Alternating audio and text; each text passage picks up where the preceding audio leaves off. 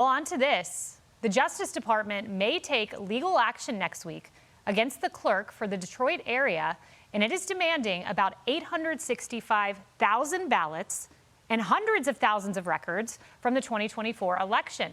Michigan's Attorney General says that the request is baseless and politically motivated. Let's bring in Harmeet Dhillon. You know her. She's the U.S. Assistant Attorney General for Civil Rights.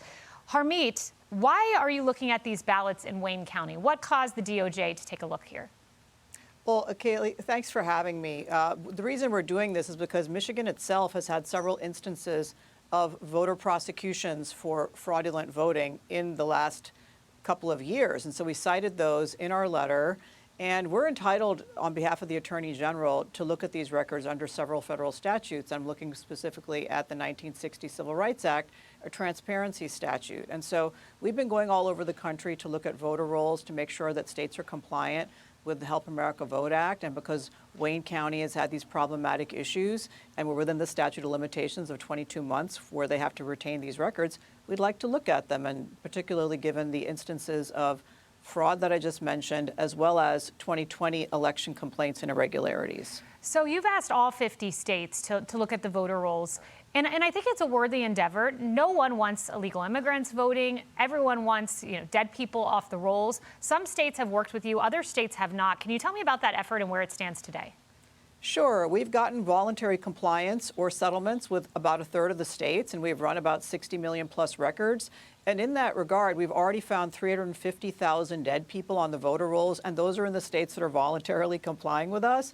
And we've referred about 25,000 people with no citizenship records in those states, again, the ones that are voluntarily complying with us. Now, big states like California, New York, Illinois, Democrat states, Michigan, they're defying our efforts, and they don't want to show us their voter rolls. They have a requirement under federal law to maintain clean voter rolls, and frankly, they don't do it. Most states don't. They're out of compliance.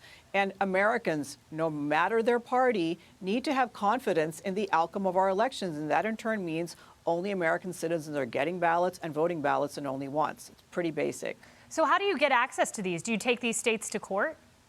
Oh, yeah. We're in litigation with 29 states and the District of Columbia, and we're in expedited appeals in the Ninth Circuit and the Sixth Circuit, and we're teeing up appeals in the First Circuit as well. Some judges are simply refusing to comply with this federal civil rights statute.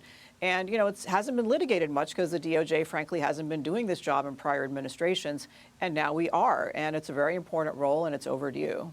You also joined Elon Musk yesterday, and this is over a Colorado law. Basically, AI, as I understand it, there are algorithms that promote DEI. What's the deal here? Why'd you join Elon Musk? I believe it's historic to have the DOJ partnering in this way in an AI lawsuit. This is the first time the Department of Justice has gone in, and we had an incredible success yesterday. In the afternoon, we filed our motion to intervene in this lawsuit challenging Colorado's law that imposes DEI requirements on AI companies. Even the governor, who's Democrat, expressed reservations about this law, but he signed it and asked for the legislature to fix it. They didn't. By the afternoon, the federal judge had granted our motion to intervene, so the United States is a party. Then the state agreed to voluntarily suspend its enforcement of this law against XAI.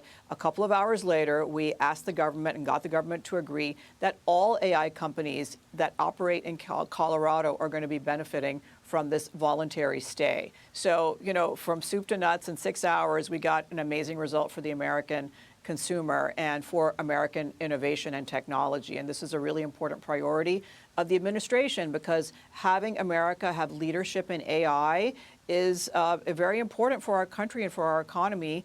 And that's something that the president issued an executive order over in December. So we're really happy to be part of that agenda, and we look forward to helping in other states as well if they try to overregulate and impose DEI through algorithmic regulation. Well, we will follow it. Harmeet Dhillon, thank you. Be sure to like and subscribe for all the Fox News latest on YouTube, and catch full shows streaming now on Fox One.